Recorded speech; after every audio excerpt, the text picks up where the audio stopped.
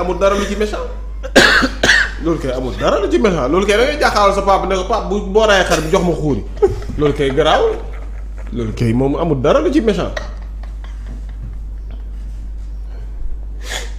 pour yéen loolu dafa garaaw ni dara nekk ah mais génn leen ci ngeen dara nekku ci.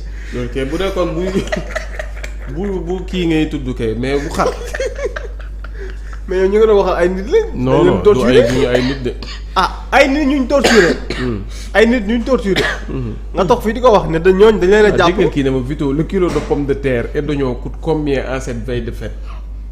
dina wàññeeku. est-ce que doo ko laaj jigéen ñi. dina wàññeeku doo ko laaj ñoom bisu. loolu moom dina wàññeeku alors Momo mu mel ni beneen mbir am na fële ca commission d'instruction bu haute cour de justice ñeel l'ancienne ministre des mines et de la géologie Aïssatou Sophie Gladima tey nañ ko doon déglu ginnaaw bu ñu sukkandikoo suñu confrère nekk fële ca Seneweb waaye ginnaaw bu ñu ko dégloo ba noppi dañ ko daal di placé sous mandat dépôt donc mu mel ni boobu mooy sous placement sous mandat dépôt bu njëkk.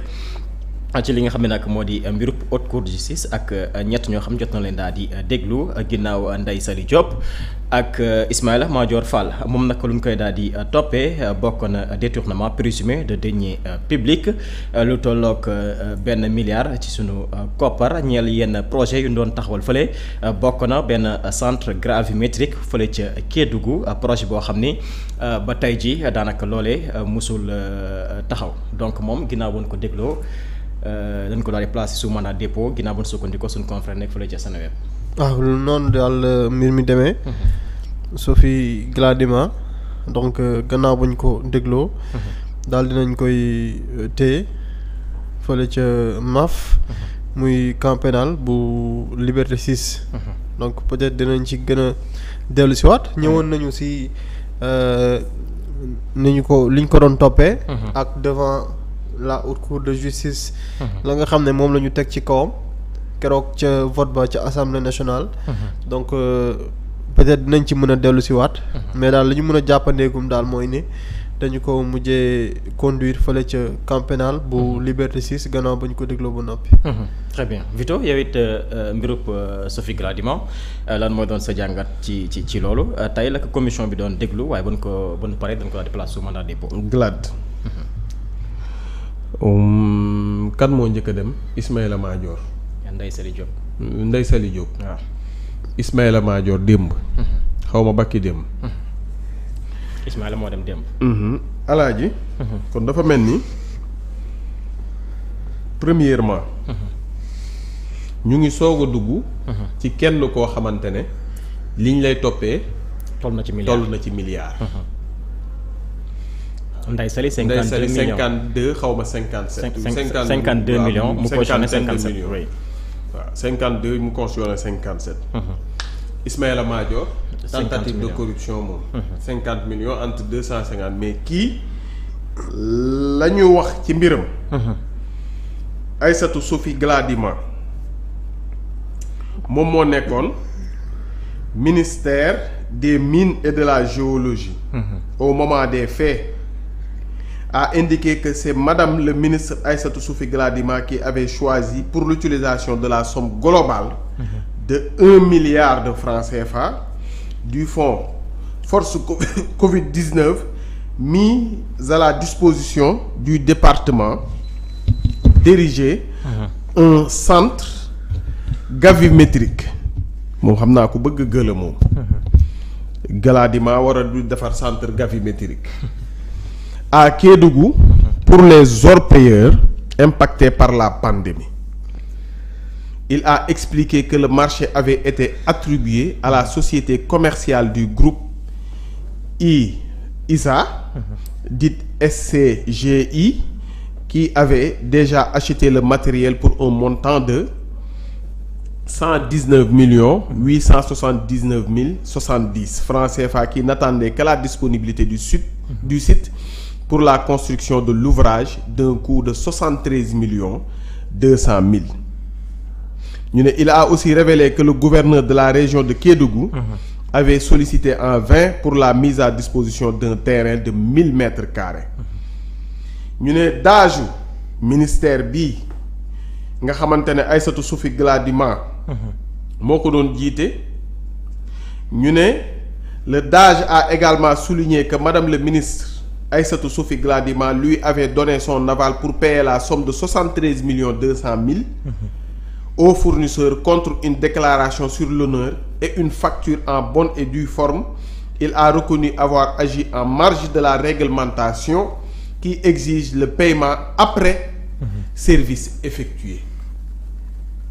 DAGE bi nee na madame Sophie Gladima mii moo ko joxoon son aval sur déclaration sur l'honneur pour mu jox gaa ñooñee 73 200 000 fay leen ko te fekk lañ leen santoon ñu defaraguñu ko te réglementation bi dafay tere loolu parce que réglementation bi nee na laataa ngay fay day fekk service ba ñu def ko ba noppi la réglementation qui exige le paiement après service effectué ba tey ñu ne le nommé Ibrahima Issa a indiqué avoir déjà exécuté le projet volet du marché portant sur l'acquisition de matériel d'un coût global de 119 870 000.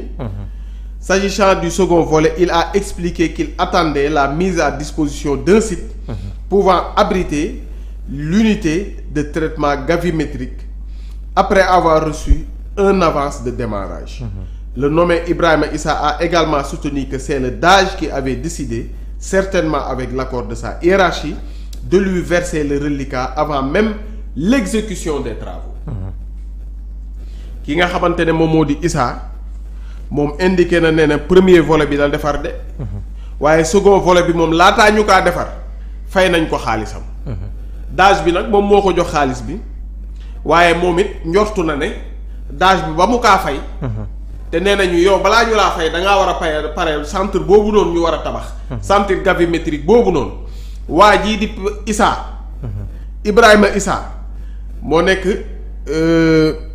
société commerciale bi nga xamante ne moo nekk di groupe Issa dit SCGI société boobu. balaa ñu laa fay. da ngaa war a tabax ba noppi. waaye moom nag nee na premier volet bi rek la defar. ñu fay ko lépp. te centre ba pareegul noppeegul. moom ñu jox ko xaalis ba. très bien 119 millions lu toll ci 119 millions. waaye moom nag nee na DAGE bee ko jox xaalis bi. waaye njortu na ne DAGE bi it qui avait décidé certainement avec l'accord de sa hiérarchie. ñu ne il a aussi déclaré avoir encaissé de bonne foi la somme de 73 200 000 sans service fait. alaaji problème ba yëpp ci centre gravimétrique ba la. tout en déclaré être disposé à procéder à son remboursement. nee na moom encaissé na 73 200 000. te deful service ba. waaye it nee na moom pare na pour rembourser. il a aussi produit un procès verbal de constat d'huissier en date du 15 avril 2023 avec les planches photographiques. attestant de la présence du matériel destiné à la construction du dit centre. entreposé dans son domicile et au siège de sa société 6 à Rond-Point Escoa. Réentendu le 19 mai. Ibrahima Issa a déclaré que le directeur de l'exploitation minière artisanale et à petite échelle du ministère des Mines et de la Géologie l'avait invité par correspondance à acheminer l'ensemble des matériels de l'unité de traitement gravimétrique à Kédougou. Il a souligné qu'à ce titre, tout le matériel est maintenant sur place, comme en atteste le bordereau de livraison numéro 8 du 8 mai, que par conséquent, il est à l'écoute du ministre pour le montage de société. Une société bii di Orabank a produit les copies de 3 chèques de paiement du trésor public émis par le ministère au profit du groupe Issa d'un montant global de 119 870 000 francs pour la construction d'un centre gravimétrique à Kédougou au profit des orpailleurs impactés par la pandémie. Il résulte de l'enquête que le montant de 80 millions a servi au paiement du matériel qui est supposé avoir été acheté a fait l'objet d'une transaction tout à fait informelle. L'argent a été remis à un opérateur de transfert s'activant aux allées Papa Gueye Fall avant qu'un de ses correspondants ne remette au fournisseur chinois une somme équivalente en Chine en lieu et place d'un ordre de virement international.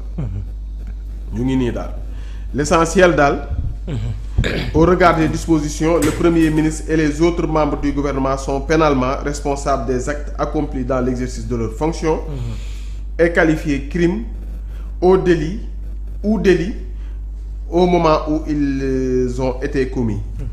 Ils sont jugés par la Haute Cour de justice. L'essentiel daal moom mooy mbirum ki nga xamante ne moom moo di Sophie Gladima problème mu boobule centre gravimétrique bi ñu waroon a tabax foofule ca Kédougou moom la ñu kaa toppee def nañu ko mandat de dépôt kookulee di Sophie Gladima mën nañu continuer ba tey ñu ne considérant qu'il résulte de tout ce qui procède des indices et présomptions graves et concordantes d'association de malfaiteurs de détournement de deniers publics d'escroquerie portant sur les deniers publics de blanchiment de capitaux et de complicité de ses chefs contre Madame Aïssatou Sophie Gladima, ancien ministre des Mines et de la géologie pour un préjudice évalué provisoirement à la somme de 193 millions 70 000 francs. Fait prévu et puni par les articles 238, 239, 152, 153, 45, 46 du Code pénal, 140 du Code de procédure pénale et la loi 2004-8 du 14 février 2024 relative à la lutte contre le blanchiment de capitaux, le financement du terrorisme et la prolifération des armes de destruction massive. Sous le bénéfice de ces considérations, Monsieur le ministre de la Justice, garde des Sceaux, sollicite conformément aux dispositions citées ci-dessous sa mise en accusation devant la Haute Cour de justice.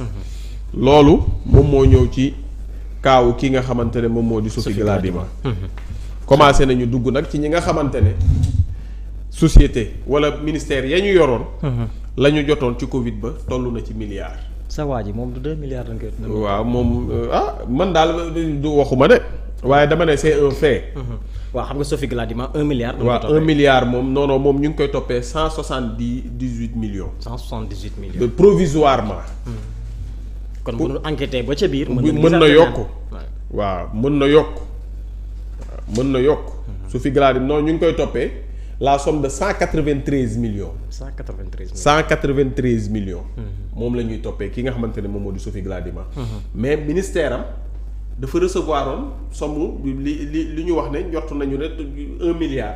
1 milliard ba pour ñu tabax benn centre gravimétrique boo xamante ne orpailleurs yi nekk foofu la ca Kédougou. ñoom la ñu kaa dimbalee ndax impacté ni leen pandémie bi impacté woon. léegi nag xaalis jot naa génn. jot na noo fay société bi nga xamante ne Issa moo ko moom. jot na noo fay jot na noo def yëf. waaye ba tey fi xaalis bi war a jaar ak nañoo fayee xam nga Moustapha Diop problème am. mooy ñu ne joxe na lu toll ci peut-être ay milliards. 1 wala ñaari milliards yoo xamante ne xobbet la. yaa ngi dégg.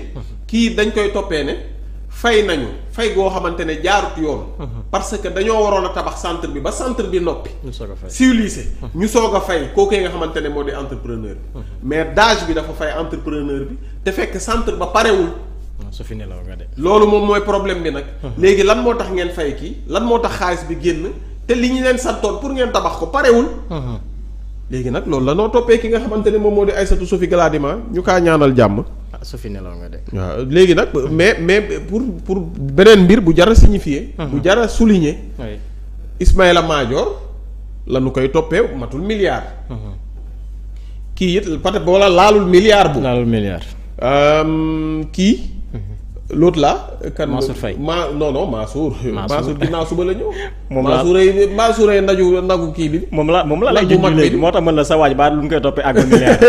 pour yow ci kii laa nekk. Moustapha pour Moustapha Diop ngay wax. sóoraay nag bu mag bi di. léegi la moo tax ma ne la léegi nag ñoo ngi soog a dugg si ñi nga xamante ne. la ñu yoroon ci mbir toll na ci milliard. parce que Ndeye Saly Diop Dieng. la nu koy toppee moom matul milliard. wala la mu encaissé woon matul milliard. 52 millions ci Covid 19 bi.